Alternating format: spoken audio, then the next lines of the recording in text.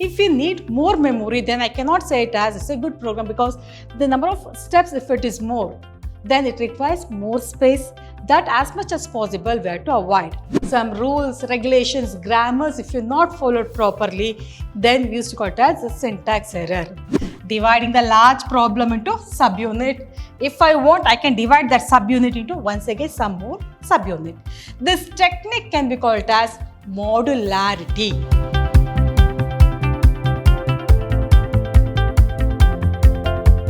Welcome back to one and all. Myself, Vasanta, lecturer in computer science, Vidhyaashram, Pre-University College, Temple of Excellence, Mysore. Today, we're going to start with the fifth session of problem solving methodology. Whereas in the previous session, you have studied regarding iteration construct, or I can say it as looping construct.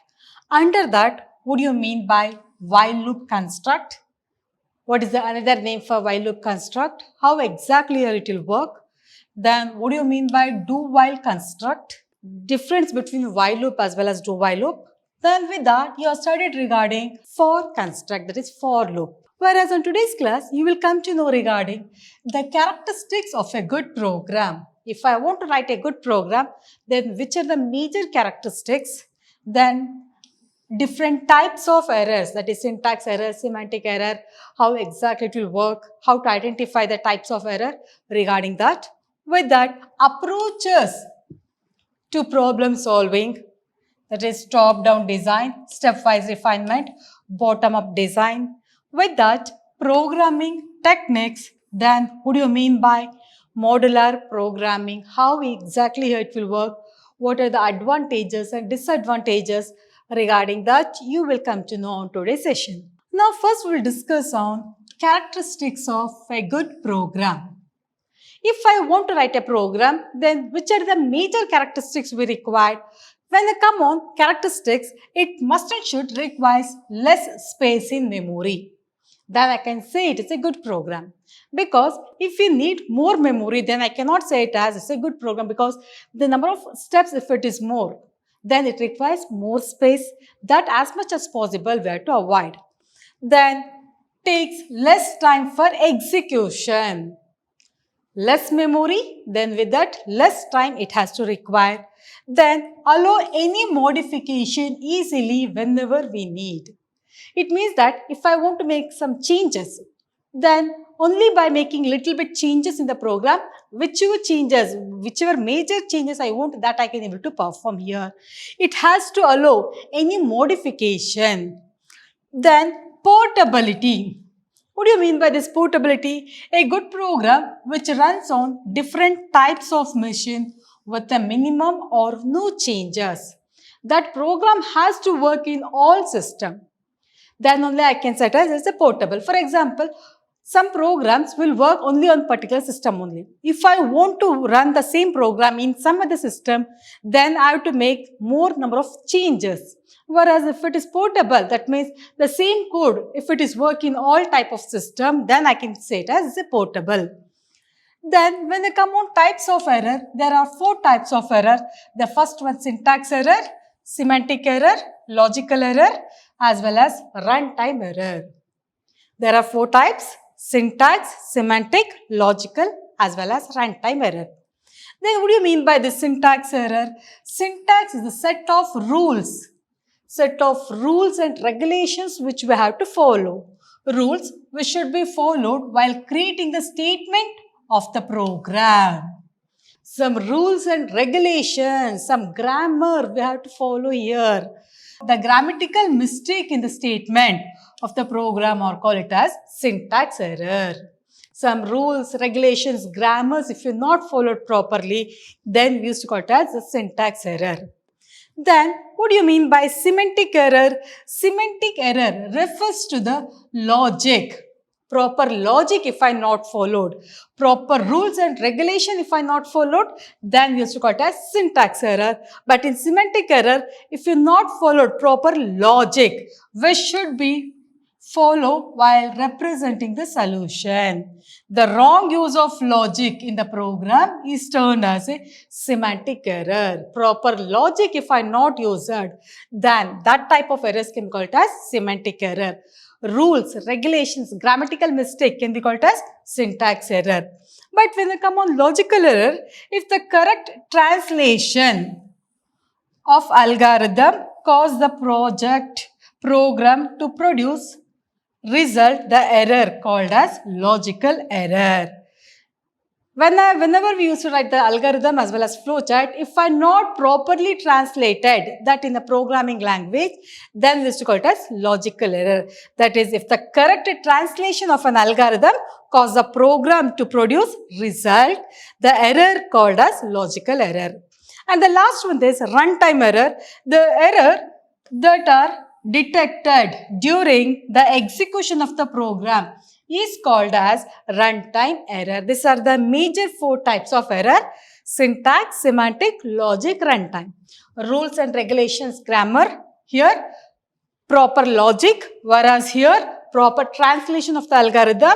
Here, at the time of running the program, if there is a problem, then we used to call it as a runtime error. Next, when we come on approaches to problem solving, under that, the first one is top-down design. The name itself suggesting top-down. For example, if you have the work, large work, then easily cannot able to perform that, is it no?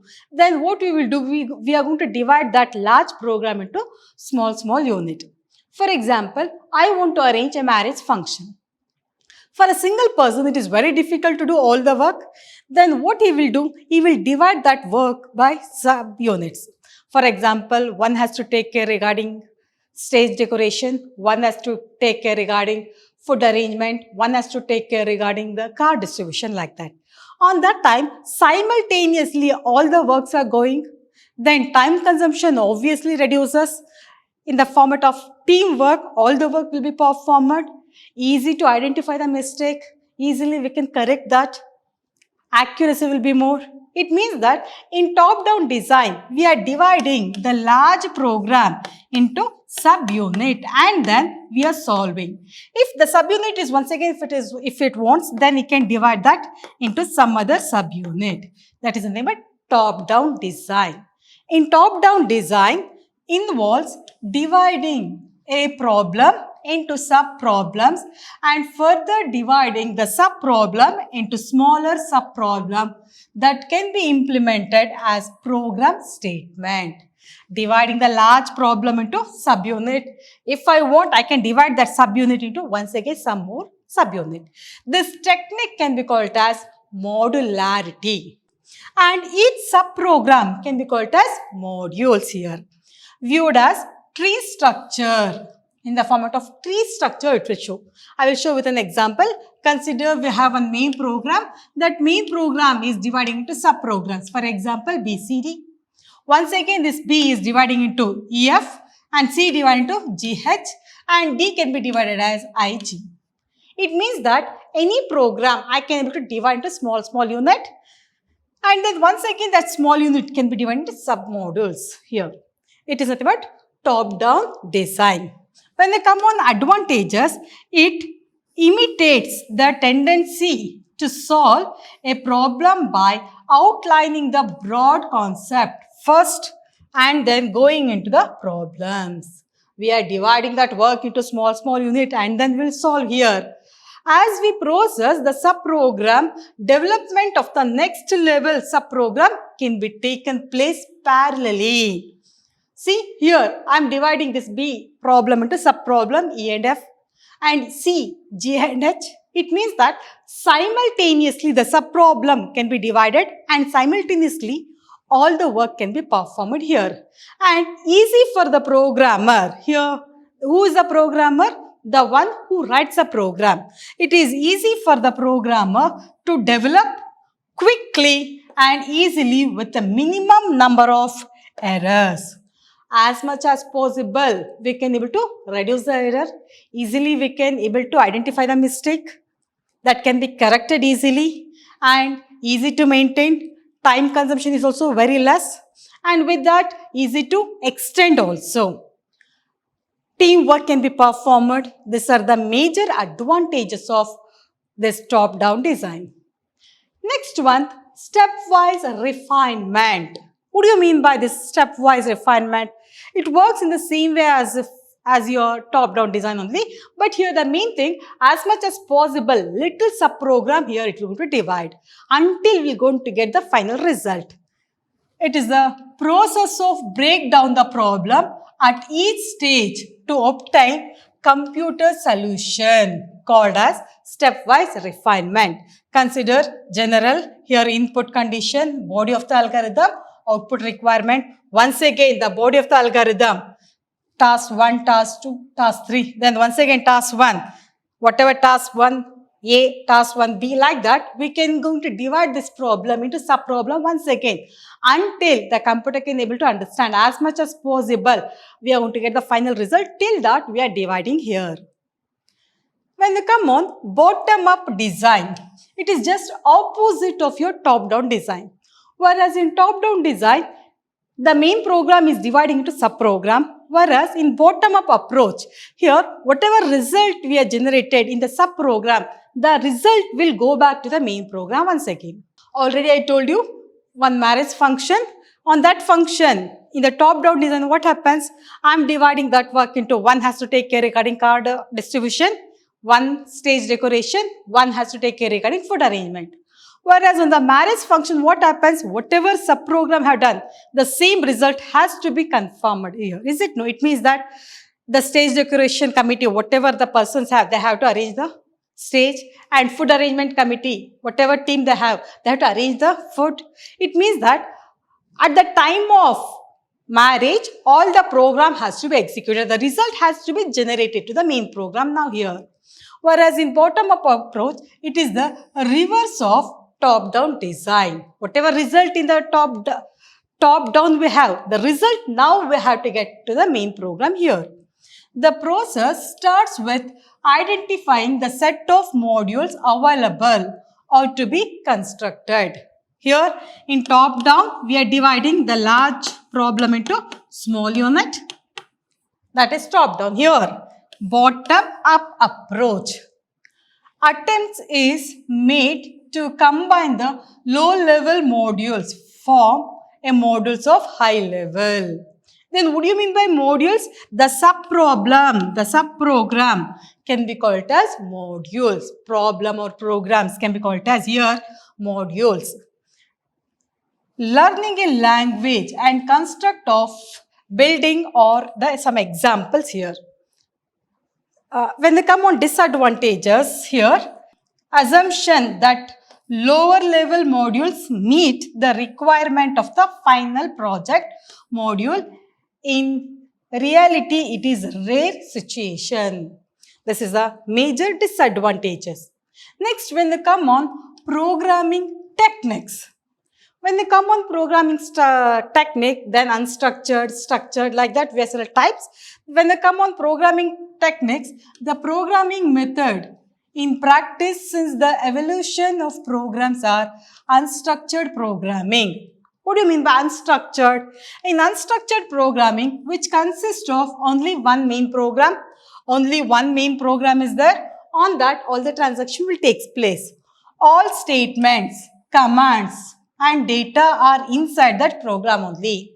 In the main program only, we have all the data, functions, everything will be in the main program only. Easier method of programming. Easy, we can say, but it is the earliest method.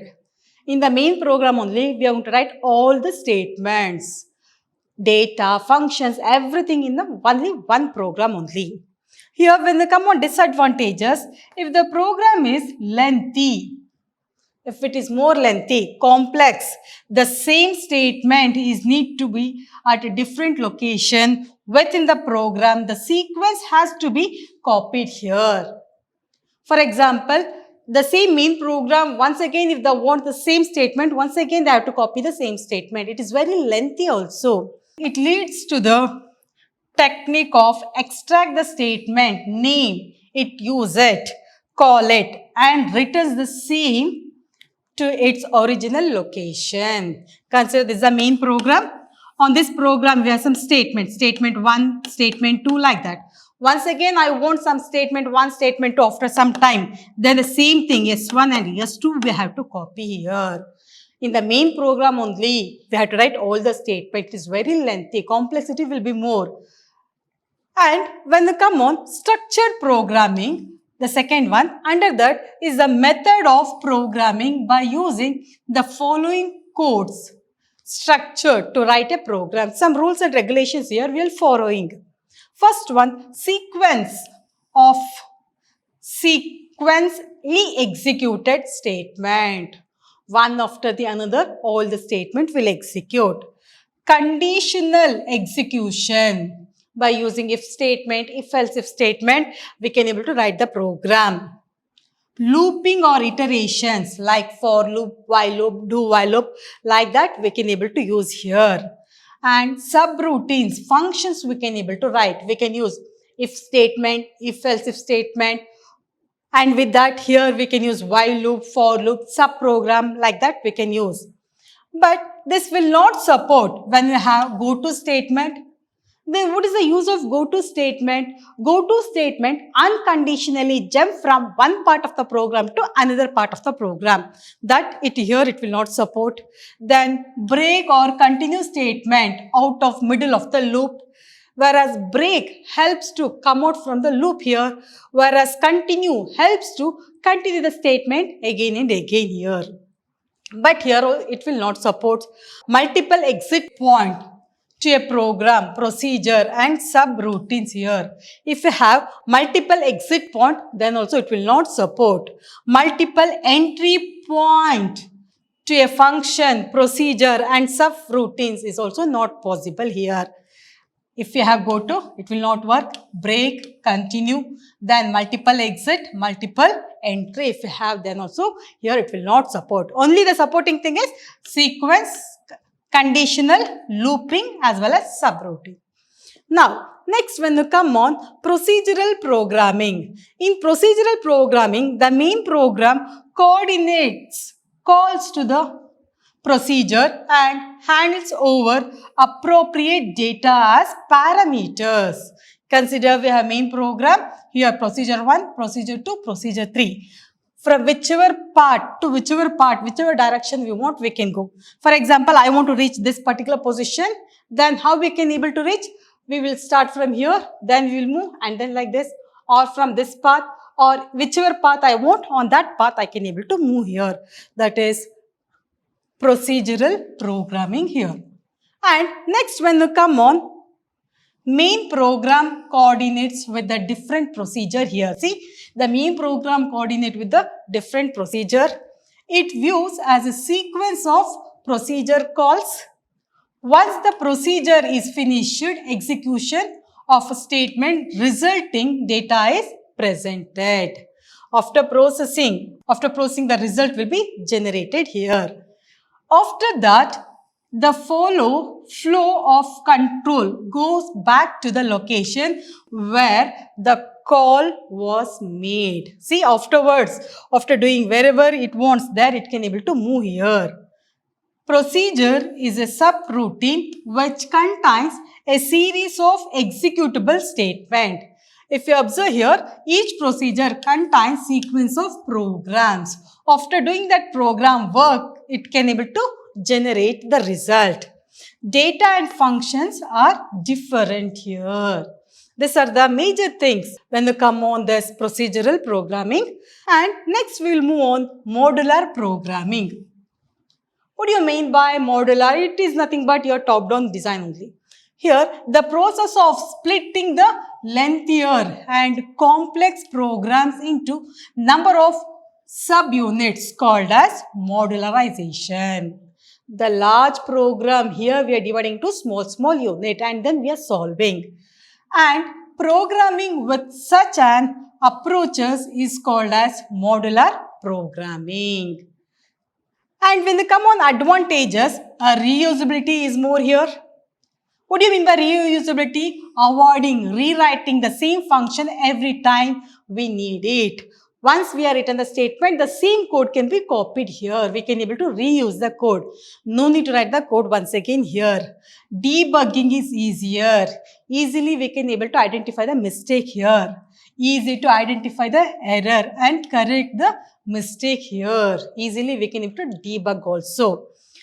Building library, that is programmers can build own libraries of carry our functions. Whatever built function we have, if you're not feeling it is sufficient, then user can build whichever function they want. This reduces the time, space requirement of the program. Next, portability. What do you mean by portability? That can be work in all type of system. In any system it can able to work. Since the function or libraries common across the operating system, it is easier to execute the same program at a different system without much changes or modification. By making only little bit changes, or sometimes it may not require any modification, the same code has to work in different system, then it can be called as portability. These are the major concepts on this chapter. Next class, we'll meet you once again with a new chapter. Thank you for all of you.